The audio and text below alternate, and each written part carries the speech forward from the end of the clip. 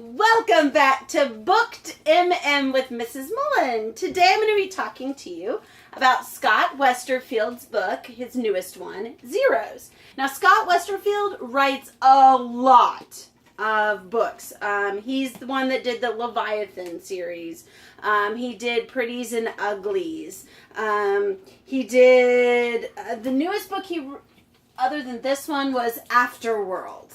So he's written a lot of books for young adult readers, and this is just his newest one. Now, he did not write this one alone. He wrote this one also with Margot Lanigan and Deborah Banicotti, but I don't know those two authors, so I can't tell you much about them, but I do see Scott's influence in this book. This is science fiction set in the modern day, but it kind of has that X-Men feel because we have people with superhuman abilities. Before I get much further, spoiler alert, in my enthusiasm to tell you about the book Zeros, I may tell you more than you want to know. And if that's the case, if you're worried about it, go ahead and click away now. Otherwise, let me tell you more about this book. In this story, you have 6 teenagers, and each of these teenagers has a superhuman ability. Now, what ties all of them together is they were all born in the year 2000. Thus the idea, zeros, right? Because they had 3 zeros in their birth year. All 6 of them have different abilities. For example, there is Scam, who has like a second voice inside him. So whenever he gets into trouble or he runs into a circumstance where he doesn't know what to do, the voice comes out and tells whoever he's talking to what they need to hear so that he can get out of the situation. The problem is he has no control over that voice. When it comes out, it just talks and he can't stop it from talking. So a little bit of a kind of like a schizophrenic with a twist, you know, like a multiple personality disorder, but you're conscious. I don't know. Anyway, that's his superhuman ability. The second one is a girl, and she's Crash. And what she can do is she can disrupt anything run on electricity or computer chips. In fact, when she's around cell phones and buildings that have electricity or anything like that, she feels the electricity like pinpricks throughout her whole body, and it feels better to her to stop them. Well, the thing is, she can blow out an entire city's transformers so that no one has any electricity if it got too much for her. So she tends to try to stay away from hospitals and airports and places like that because she doesn't want to cause harm. The third character is Flicker, and Flicker's actually blind. She cannot see anything on her own, but she can see through anyone's eyes that she wants to. So she like enters your brain and sees through your eyes. So as long as there's other people around, she's not blind because she can see what they're doing, if that makes any sense. So like she can see herself from everybody else's perspective, so she knows if she's going to trip over something. It's just when she's alone that she has problems because there's no one's eyes to tap into.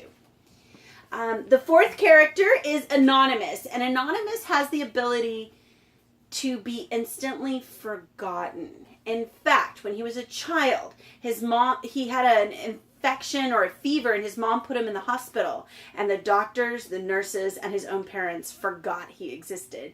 And he only got out because he fell off of the bed that he was on and pulled the IVs out and kind of struggled out into the hall so that somebody would notice him. It's so much so that he could walk into the middle of a jewelry store, steal something from one of the big cabinets, and walk out again, and nobody would know he'd ever been there. And yes, he would show up on like the video cameras of the event and all that sort of thing, but people would instantly forget about him. That's his unique ability. The only thing is, for him, of course, that means he can't make friends or have lasting relationships because nobody remembers he's there. Another character is Mob, and she has the ability to kind of affect the emotions of groups of people so that they move with like a single-mindedness around her. Now, her power only works when she's in a group of people. She can't get like one person to feel something or do something. If there's at least 7 to 10 people, she can get all of them to move and do what she wants them to. And the last character is Bellwether. And Bellwether does have the ability to affect individual people. He works better in groups, but he has the ability to make you focus on him and do what he wants you to do. It's kind of like a severe brainwashing. He's also the leader of the group, partly because he can control them, which is not a good thing, but he's the one that came up with the idea of calling them the Zeros because of their birth year, and he's the one that seeks about getting everybody together. He sees them as super spies. There's a lot of infighting among the group as to whether they're going to work together and what kinds of things they need to do, because nobody really understands why they have the power or really how to use it.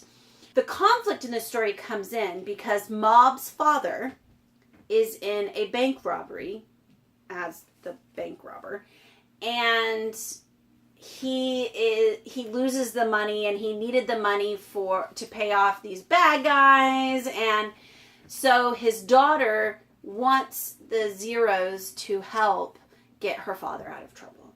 And so that requires them busting into police stations and dealing with unsavory characters. And you're trying to figure out, can they work together? Are their skills a curse or a blessing? And how is it all going to work out in the end? This is a very exciting book. It's long, but it's good. I think you'll like it.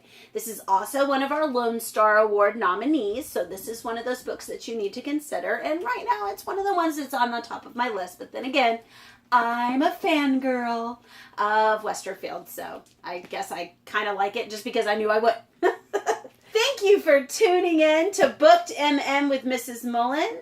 This is your daily reminder.